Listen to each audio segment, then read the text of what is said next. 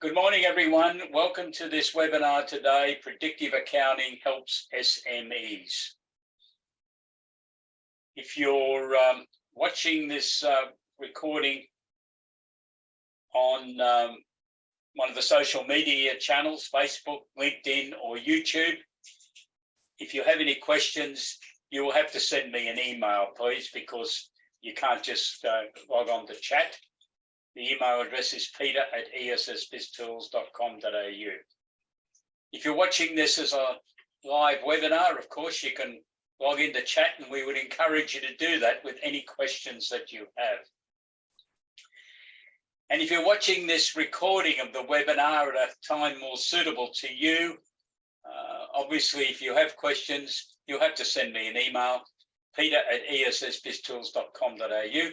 And if those questions relate to issues that Christian Wheelich talks about or Paul Barnaby, I will forward those emails onto them for comment. This webinar is being presented with Mr. Christian Wheelich, the CEO of Plan Guru Inc. from the United States. Welcome to this webinar, Christian. Paul Barnaby is the Managing Director of Beyond Accounting Technologies and is the representative of Plan Guru in Australia and New Zealand. Welcome, Paul. Hi. And I'm the Managing Director of ESS BizTools and the host of this webinar today. So welcome. I think we've gone through all the preliminaries. So I now want to welcome Christian Wheelich, the CEO of Plan Guru Inc. Christian, last year you described Adam Hale, the partner of Summit CPA in America, as the rock star of American accounting after Adam briefed us on his firm's experience in creating a virtual chief financial officer service for his SME clients. That was a webinar in August last year. So Christian, I'd like to invite you now to, I'm going to stop the share, and you can join us, and yeah, it's over to you. Thank you. Sorry, it is after hours, so I'm from my home basement here with my comic books and 3D printer in the background here. So that's all right. But yeah, well, so Adam joined us last year for our broadcast, and I don't want to sell Jody Grundon short either, because Jody is Adam's business partner, and but Jody Grundon and Adam Hale, Summit CPA, Jody's actually the one who won the CPA.com's Innovative Practitioner of the Year in 2020 for the way that they embrace technology to automate repetitive tasks that can be automated, but then replace that time with there's a lot of different terms: virtual CFO, fractional CFO, FP&A type work. But again, with all the time efficiencies they created by embracing technology on the front end of the accounting system, they replace that with a bolt-on CFO service. And again, they are really the role models in terms of the fact that they are so successful in their business model that they do not take on clients. I'm actually, Jody's joining me for Plan Guru University tomorrow, and on the slide I put CFO or no, meaning you hire us to do everything through CFO, or no, I'm not your accountant. And they've really taken it to that extreme. And I don't recommend everybody jump right in that deep. You don't have to do that. But again, they've embraced it. They were actually acquired by a large top 20 firm, Anders, and they've sort of incorporated them into their portfolio. But yeah, I mean, they're really the role model. They apparently, I mentioned this to Paul and Peter last week, but they get thousands of resumes every year from accountants that want to come work for them because this is exciting, cool work. They have more prospects than they can onboard, and they do lots of training as well. So we at Plan Guru work with them on our training and things like that. So it's comprehensive sort of what they do. They're not just trying to take their little secret and not tell anyone about it. They really try to again, through education, like what we did last year, and through working with us, try to help enable firms to reach that next level of services. So yeah, so I'm very excited to have Jody. I'm literally going to use that exact analogy. I'm going to call him the Mick Jagger of fractional CFO services. We've got the biggest rock star you can possibly imagine tomorrow. So anyway. So, Christian, you spoke to me and Paul the other day about this concept of fractional CPAs. So, obviously, when it comes to what I come from the world of IBM, right? And that has in a lot of ways shaped my perspective. I sort of started my career in a very corporate finance environment. And from my perspective, you sort of have, everything that comes before the finance department, which is both business process optimization, like instead of writing the check and licking the envelope and putting the check in the envelope and mailing it off and then making an entry in QuickBooks, you can use an app to send out that check while simultaneously making the entry in QuickBooks. So that's part of the accounting, what you need to be able to do on the accounting side. And then obviously closing the books and making sure that you have accurate, timely, sufficiently detailed financial information. But so the bar from the accounting department needs to be higher if you're going to facilitate these forward-looking finance services. Again, the single revenue account called sales, in QuickBooks sometimes isn't going to cut it. So again, for a firm to be able to offer this full spectrum, they need to do a better job on the accounting side so that we have that accurate, timely, sufficiently detailed financial information. But from the standpoint of projecting the future, so again, there's really three primary exercises that sort of fit into the office of the fractional CFO. One is a strategic planning process, and that's something that once a year, it's an opportunity to get all the key stakeholders together and say, where do we want to take this company over the next year, over the next 2 years, over the next 3 years? And strategic planning is definitely important. Okay, I don't want to minimize it. You need to do it. But for the firms that are highly successful in the states that we're working with, it's really a monthly budgeting and forecasting cadence. Okay. And when I say a budget, I'm talking about a comprehensive set of goals of what the business hopes to achieve, as detailed as it needs to be. And then it's not just about setting goals, it's about assigning accountability, right? Maybe there's a marketing manager or a production manager that in their job are making decisions that affect the bottom line of the company.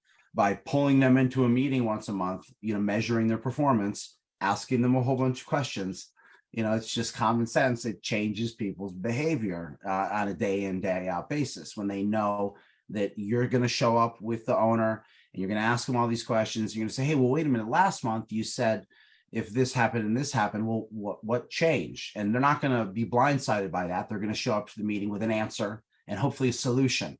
And by setting targets and holding people accountable, we change behaviors on a day in, day out basis. But a budget's aspirational, right? It's what we hope to achieve if everything goes well. And again, there's that holding salespeople accountable, holding managers accountable component. But then there's the rolling forecast, which you say, okay, see you later, sales manager. Go out and hit that budget, and then when you shut the door, you break out the forecast and you go, we're probably not hitting that sales budget, are we? And again, where a budget should be aspirational and what you hope to achieve, a rolling forecast should maybe be a little bit sober, a little bit pessimistic, so that you're making sure that if things don't work out perfectly, that you have contingency plans. And for a small business, a single QuickBooks class or a single zero tracking category business, say doing $1 million, $1.5 million in revenue, sometimes even in the high hundreds of thousands, that meeting can be half an hour a month. It can be that light if the business is simple. But, you know, obviously for the smallest businesses, rolling forecasts have the most value, for obvious reasons, cash flow reasons and things like that. But also a lot of times the decision-making authority is very consolidated and like a single owner. So the process of holding people accountable to targets doesn't work when, you know, it's you talking to yourself kind of thing. But as businesses grow and all of a sudden somebody has managers that are making important decisions, that's when budgeting a lot of times becomes more important than the rolling forecast. But they're both critically important, you know. And from our perspective, there's a lot of buzz out there, a lot of you know, FP&A, you know, there's a big phrase here in the United States called CAS, Client Accounting Services, and CAS 2.0. But it's all these kind of, you know, it's all this like jargon and high level speak. You know, we try to say, no, it's about showing up to the meeting, comparing how you did to the budget, asking ourselves a bunch of questions we wouldn't have otherwise asked ourselves, had discussions that we wouldn't have otherwise had. And then it's about respinning the cash flow forecast. And again, everything, it builds from there as companies get bigger and the stuff gets more complicated, you know, but that's sort of our perspective on it. And so it starts at the very beginning with setting the client on this path that they're going to have a board of advice like structure at the beginning, but as they grow, they'll end up with a board of directors and more members of the leadership team. It's accountability, isn't it? Yeah. And again, it's the thing about this service is, you know, it's the most enjoyable thing. Okay. And I'm not an accountant, so I've never done an audit or a tax return, but I'm willing to bet I'm right on this one. That, you I know, think you're spot on. This is exciting. It's engaging work. You know, it's really rewarding when a business owner has a problem of like how they're gonna manage themselves, and you can come in and provide tangible solutions. But it's, you know, back to my original point, you can right size this for the business, you know, and once you get it for that single QuickBooks class, single tracking category customer doing, you know, low millions in revenue, you don't need to have crazy schedules where we build out, you know, 12 different variables for 100 different products. Now, you can do that, you know, and for some of your bigger companies doing high millions in revenue, you know, you do need to choose solutions that are flexible enough to be able to be affordable for that small business, but be complicated enough to handle the larger businesses. But you can right size this service. If the business isn't complicated, it's a half an hour meeting a month. You got to determine what you got to charge for that. But for the most part, you know, we work with a lot of business advisors who make it work at that level, and it's very profitable and very rewarding work that people want to do. And Christian, in your experience, are American small businesses, SMEs, are they responding to these type of services? Are they looking for them, or are the accountants got to do a hard sell? Well, so it's very dependent on the business size. Okay, so, you know, most of my customers, I mean, 65% of our customers are businesses, you know, but larger businesses that have an internal accounting department and have an owner or a CFO that's somewhat, has, you know, usually tend to have a little bit of corporate finance background kind of thing, you know, and they've been a part of that cadence before.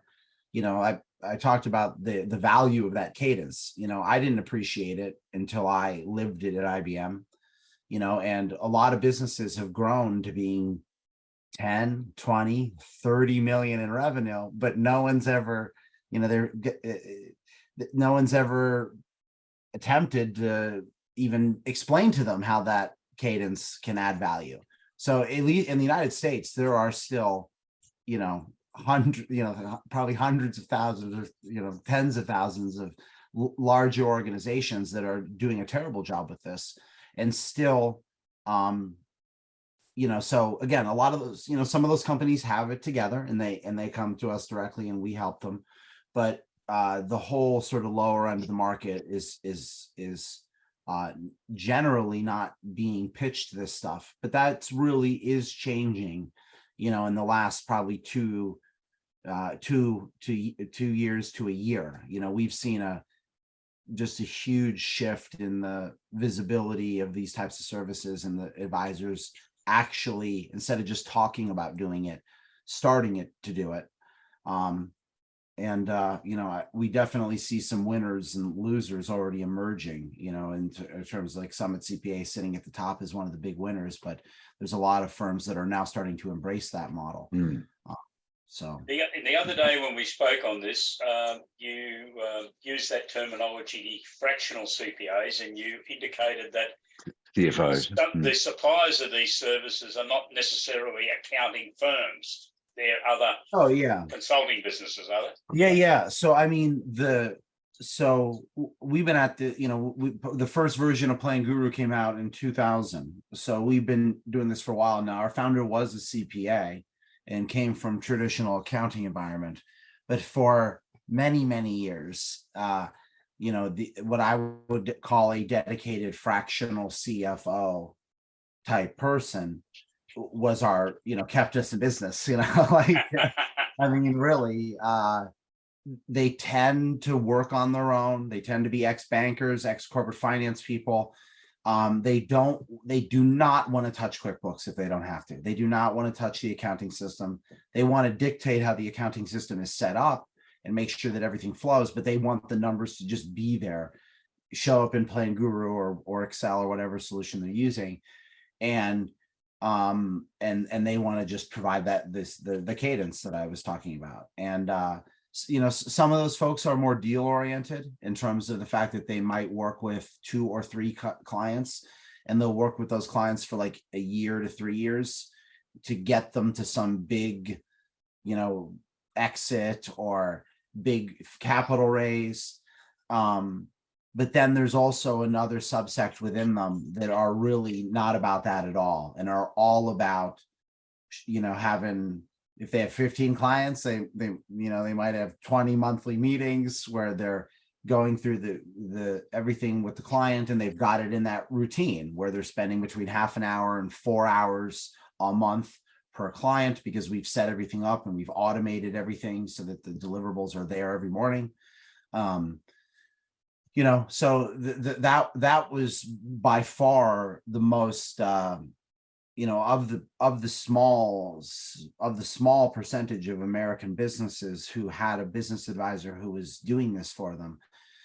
I'd say 10 years ago, the vast majority were a dedicated fractional CFO type person who doesn't want to be mired in bookkeeping. That's starting to change as, people see automation, eliminating a lot of that work. Okay, thanks very much, Christian. I'm just going to move on to Paul now to talk about the Australian conditions. I'll go back to your question. What are the trends? The trends are, on one side, the average, if there is such a thing, smaller accounting firm, and I'm saying smaller, under 4 partners, is still totally preoccupied with compliance of one shape or form. The difference is when you compare it to a year ago, or maybe even 2, they're accomplishing the same tasks in a fraction of the time because of the improvements in various software. QuickBooks, Xero, you name it, Mob, they are constantly on the improve. And things like the BAS, Christian, we have a quarterly GST return to do. There shouldn't be too much time involved in doing that, because the accounting system should already be in good shape. And an example of what I'm talking about is back in the day when I used to do BAS returns, perish the thought, a lot of my time was spent fixing mistakes in entries in the ledger system to make certain that that had the appropriate GST result. Now, products like QuickBooks anyway, remember the last transaction, they will repeat it next time. We're not having a good day. I've got somebody at the door. I think he's gone away. It was just a courier. All right. So that's what's happened. And so they're a lot more profitable than they were a year or so ago, but it still hasn't motivated a lot of them to get into what I call predictive accounting. And while we, that is this consortium of three senior, respected, and very experienced advisors to the accounting profession, we're using that term predictive accounting because it's not just a budget or a cash flow. It's not just doing a set of figures for the bank. It, as Christian was saying, it's involving that owner, but also involving his key people. And one of the key issues that came home to me, and this is many years ago now, that budgets aren't just numbers plucked out of the system and put into some sort of future document, and that's the budget. A dollar budget is not worth the paper it's written on. So what accounting firms are starting to learn is if they're going to be serious about predictive accounting, A, they've got to work with their client very, very closely. It might only be half an hour a month, as Christian has said. B, they've got to produce predictive accounting statements. And C, as Christian has already said, the involvement with the client and the updating of those predictive accounting reports is the vital part of the process. So, Peter, that's where I see the profession at. They're starting to learn that this is a desirable part of their services. So what I just want to lead you through, but by all means ask any questions, Peter, or if you've got any supplementary questions of that, but I think the trend is very firmly, I don't think we're going to see an Adam Hale in the next 5 minutes, but we might in the next 5 years, 2 years, 1 year, I don't know. If I've got anything to do with it, we'll see a number of Adam Hales because they'll realise that this is what the SMEs and some of the larger ones as well, this is what they want. When I started taking predictive accounting services to clients in my accounting firm, to my embarrassment, the ones that knew my capabilities said, "What took you so long?" But many others said, "I didn't even know you could do this, Paul. I thought you were just tax and compliance." And what an eye-opener that was. They didn't think that we could do strategic planning, predictive accounting, rolling forecasts. So that, I think, is the background to where it's at. So I see we're certainly well post-COVID now. But the other observation I've got out there is that the accounting profession is very, very short-staffed. They're finding it extremely difficult to get talented people.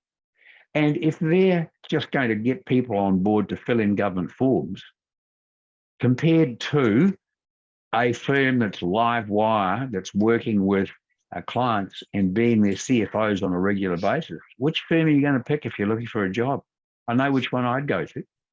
Yeah, and Paul, we can see the difference, can't we, by what Christian just told us, that Adam Hale's getting 2,000 inquiries unsolicited. Don't call me out exactly, but it might even be more. The number of resumes they get annually is astronomical. It's unbelievable. Right. Yep. So people were interested in working in that sort of work environment. Right. So what we've done as a consortium, if I can use that term advisedly, that's Plan Guru, ESS BizTools, and Beyond Accounting Technologies, is we've actually created an academy of CPAs, Certified Predictive Accountants.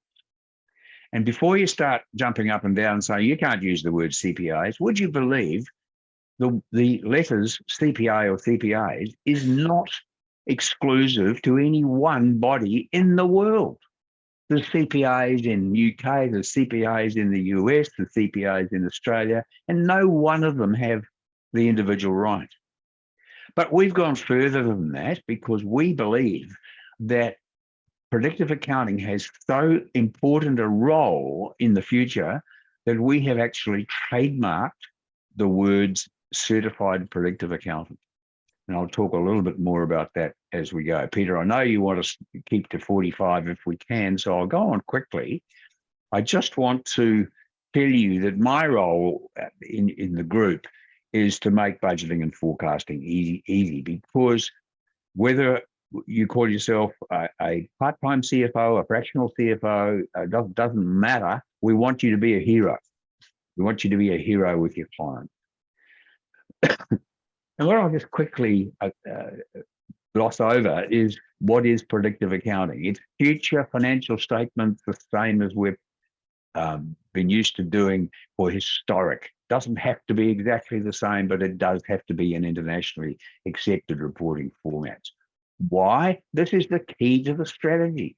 Unless you've got predicted accounting statements, you can't compare your actual performance, because every SME that I've ever worked with on this was keen on increasing their profits and getting their cash flow tidied up.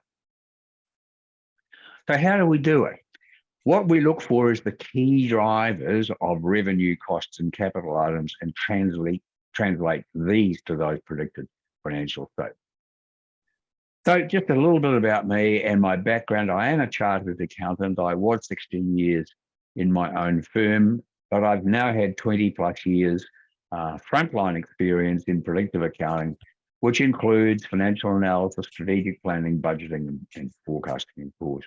I have my own company, Beyond Accounting Technologies, but as Peter said, I'm the regional integration consultant for actually the wider Asia Pacific region for Plan Guru. And on the academy side, I lead that. But the important thing to share with you is that I have worked with many hundreds of CFOs, accountants, and business executives in this role. And I like to think that I make them look like superstars. Just a quick overview on budgets. You need a budget. What do? You reach for Excel, right? No.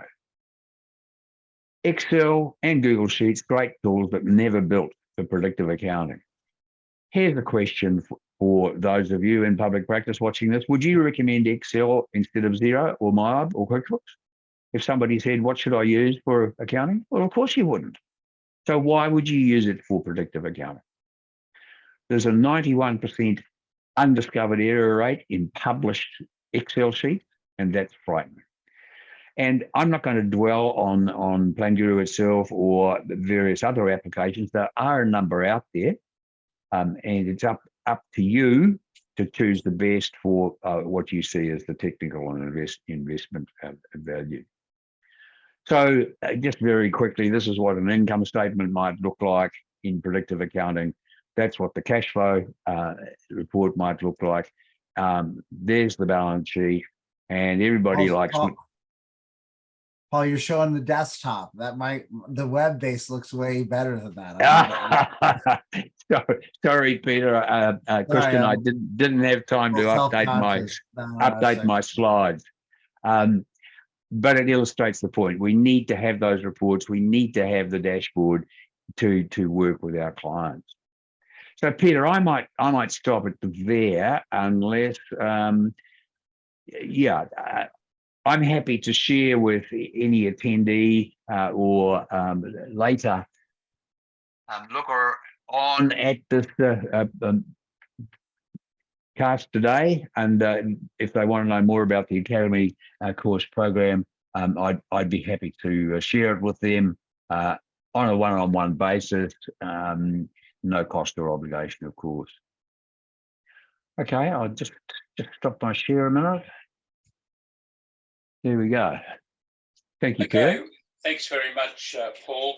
Christian, do you have any follow-up comments on how you, as the CEO of Plan Guru, see the development of these types of services in Australia is likely to go over the next few years? I mean, I don't. I don't like. I think that the industry in both, whether it's in the United States or in Australia and New Zealand, is still very early. It's very just starting. And there's a reluctant. The first step in all of this is starts on the accounting side in the apps.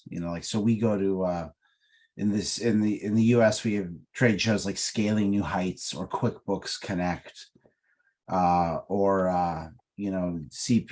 AICPA Digital, in this huge room full of apps that again optimize business processes, right? Reducing paper, automating things, and then while simultaneously making the entry in the accounting system.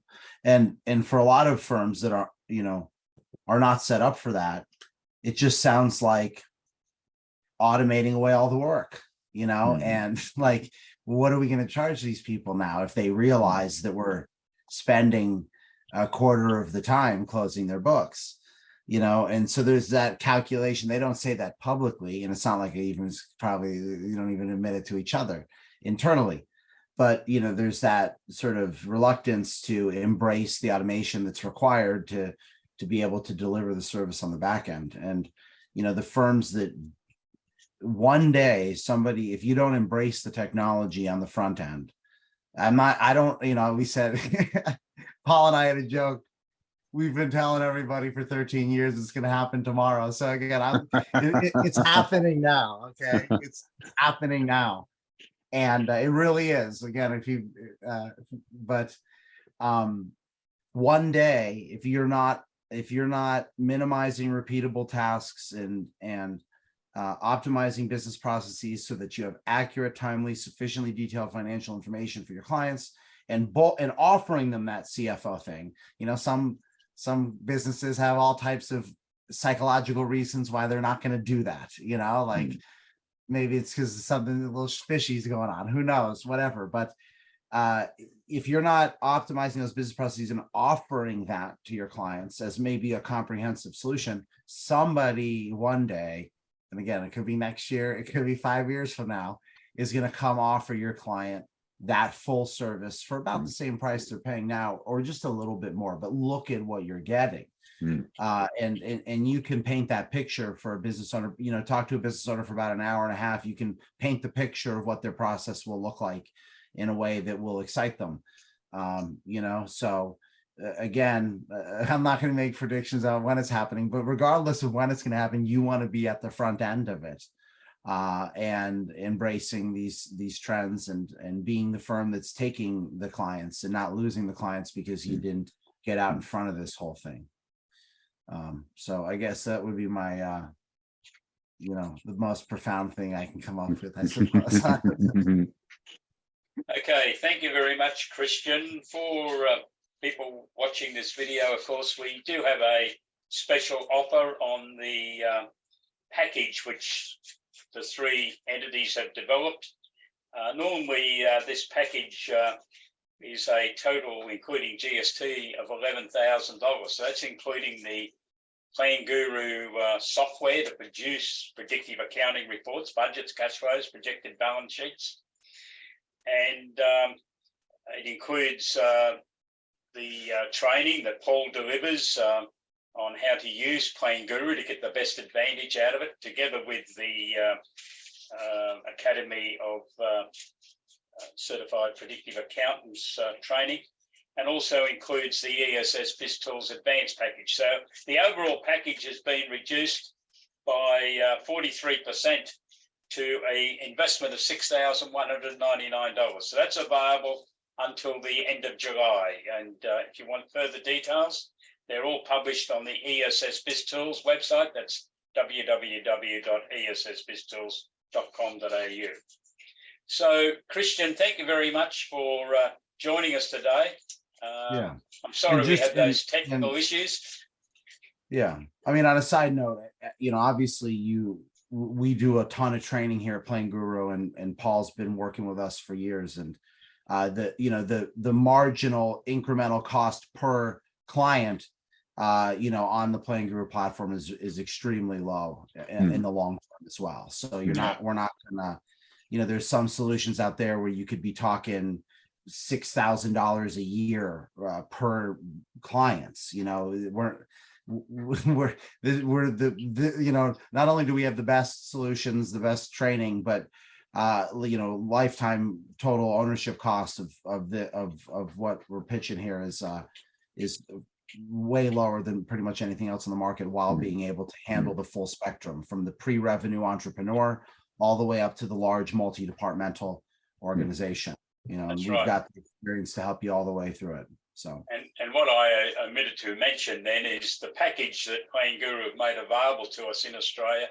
is that you can have 10 of your clients on this system for no extra payment. Whereas normally on the Plan Guru system, that's 3 clients, and that's a significant financial advantage when you work out what the cost is per month for extra clients. So that's the offer. It's available at www.essbiztools.com.au. Paul, thank you very much for your contribution, and to everyone that's been with us, thank you very much. Once again, Christian, thank you. It's your evening in America, of course, so you can probably go and have a cup of cocoa or something now and go to bed, I suppose. I think a beer is going to be more like beer might be better. All right, have a good one, everybody. Thank you. Thank you. Thanks very much. Goodbye. Thank you. Cheers. Cheers. I did have...